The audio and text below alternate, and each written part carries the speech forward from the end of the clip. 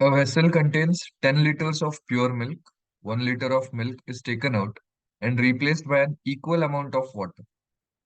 1 liter of mixture is then taken out and replaced by an equal amount of water.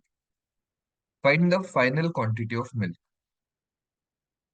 Now, in such kind of questions, remaining quantity of milk, we can easily do it. First, we need to know the initial quantity, that is 10.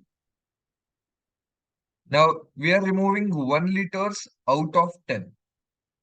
So we can write it down as 1 minus 1 upon 10.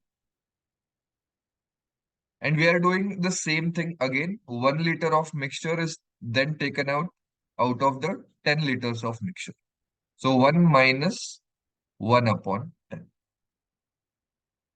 So solving this, we get 10 into 9 by 10 into 9 by 10.